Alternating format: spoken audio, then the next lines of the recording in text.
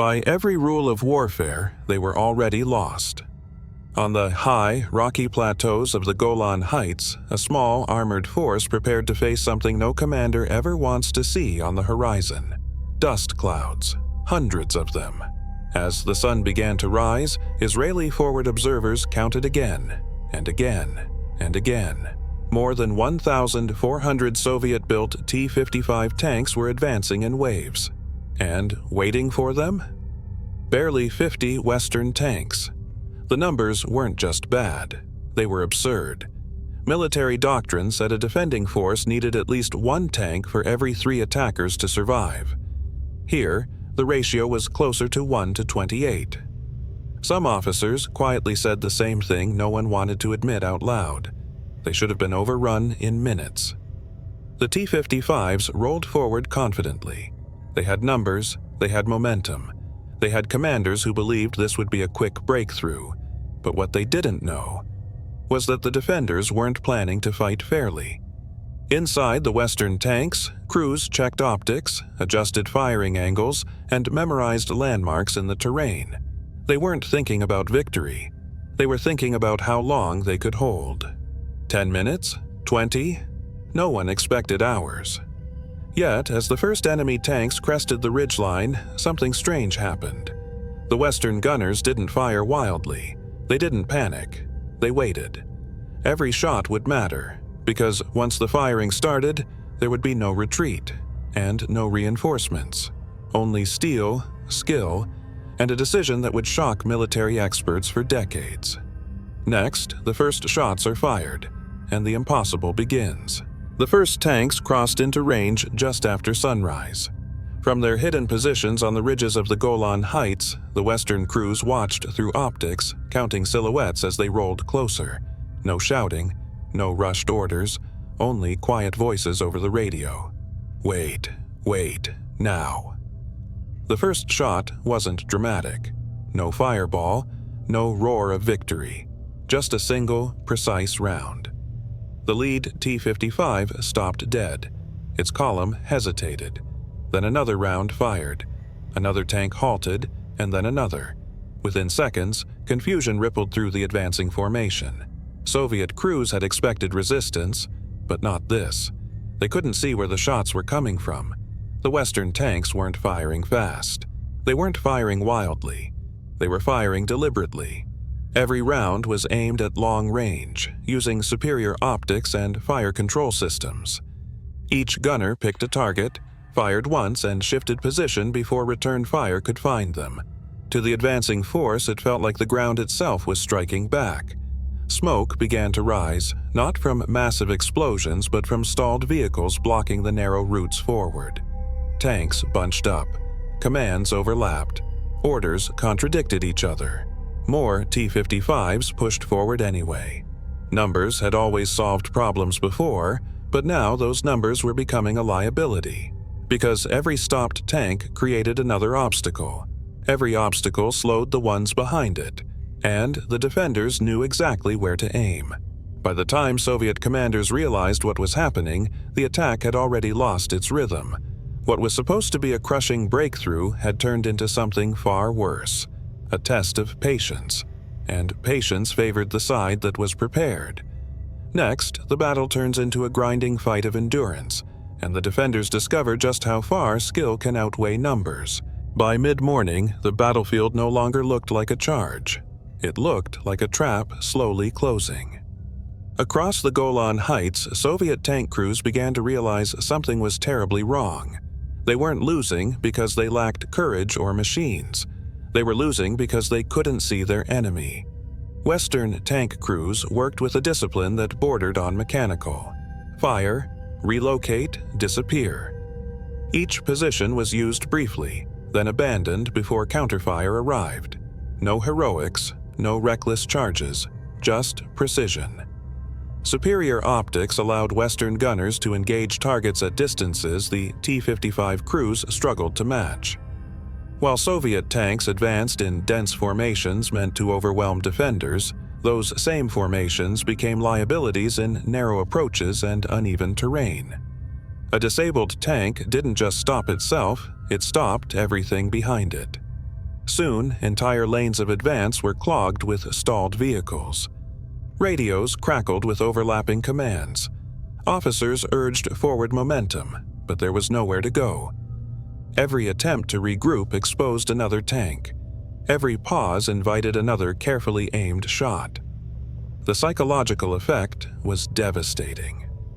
Tank crews began firing blindly toward ridgelines. Others hesitated, unsure whether advancing or stopping was safer. The momentum that was supposed to crush the defense had vanished. And still, the defenders held. They were outnumbered. They were running low on ammunition, but they were buying time. Time for reserves. Time for air support. Time for the impossible to slowly become real.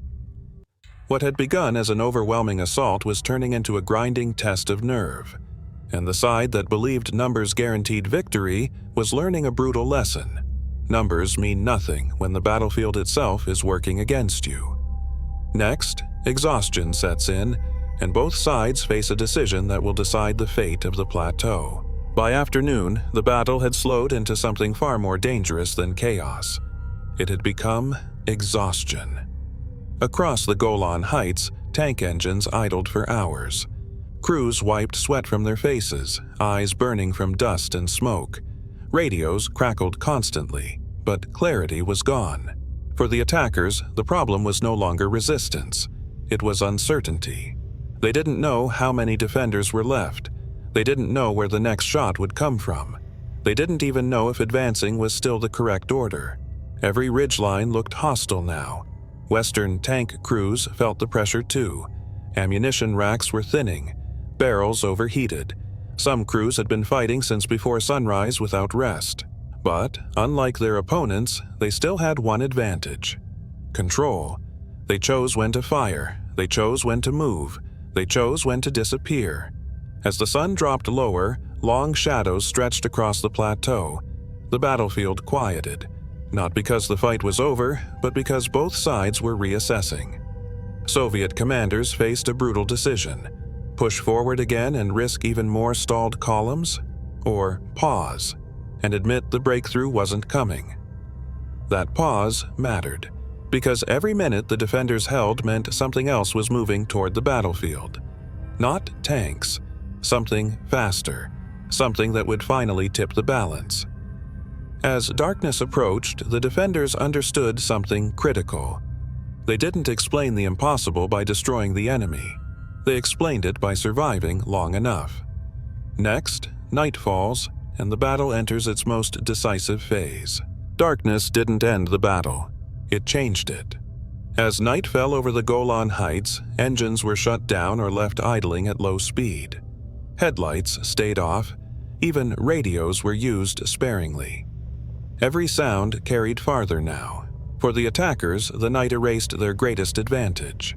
Numbers meant little when formations couldn't be seen and columns couldn't move freely. Crews sat in their tanks listening, unsure whether the next shot would come from the ridge or from the dark behind them. For the defenders, the night was familiar. Western crews had trained for this. They relied on better night optics and careful coordination. Tanks shifted positions quietly, using terrain they had memorized during daylight. No sudden charges, no reckless moves, just control. Occasional flashes lit the horizon, brief, distant, and precise. Each one reminded the attackers that the defenders were still there, still watching, still choosing when to strike. Fatigue set in on both sides. Some crews had been awake for more than 20 hours. Hands shook from exhaustion, eyes strained against the darkness.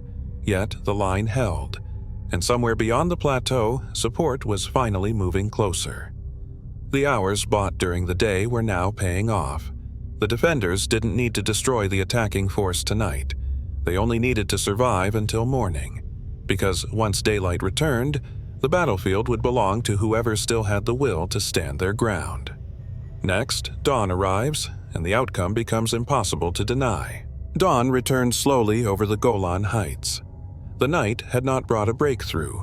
It had brought clarity. As the first light revealed the battlefield, the scale of the problem became impossible to ignore. Columns that were meant to surge forward were frozen in place. Disabled tanks marked narrow routes. Crews emerged cautiously from hatches, scanning terrain they no longer trusted. For the attackers, morale was fraying. They had expected momentum. They had expected numbers to decide everything. Instead, they faced a defender that refused to collapse. Western crews used the morning light carefully. Optics were recalibrated. Positions were adjusted by meters, not miles. Every movement was deliberate, every target chosen with restraint. They still weren't trying to destroy everything in front of them. They were managing the fight. Another probing advance began, smaller, more cautious this time. Tanks moved in short bursts, stopping often, unsure which ridgeline hid the next threat. The confidence of the first day was gone. The defenders noticed immediately. This wasn't an assault anymore. It was hesitation. And hesitation was dangerous, because while the attackers slowed, something else was happening beyond the plateau. The time bought by endurance, hour after hour, had shifted the larger picture. Plans were being finalized, orders were being confirmed. The defenders felt it in the air. They hadn't won yet, but they had changed the terms of the battle. What began as an impossible stand was now something else entirely. A proof that numbers alone don't decide wars, that preparation can bend reality, and that once momentum is lost, it rarely returns. Next, the final phase begins, and the outcome becomes undeniable. By the end of the second day, the truth was undeniable. On the scarred ridges of the Golan Heights, the overwhelming assault had failed, not because the attackers lacked courage or machines, but because the defenders had rewritten the fight. The breakthrough never came. What the attacking force saw in the morning light was not a shattered defense, but one that was still intact, still disciplined, and still in control of the terrain. The pause that had begun as hesitation hardened into realization. This was no longer a battle that numbers could win. The defenders had done something far more important than destroying tanks. They had broken momentum. Superior optics allowed them to strike first.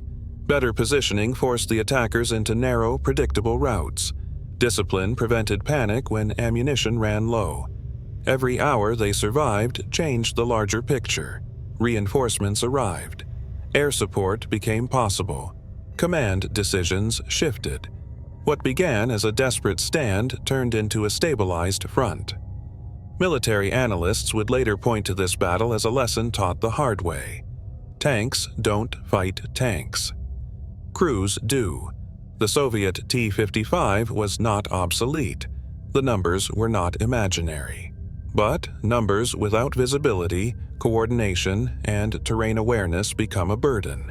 50 Western tanks did not defeat 1,400 by brute force. They did it by refusing to collapse. And in war, sometimes survival is the most decisive victory of all.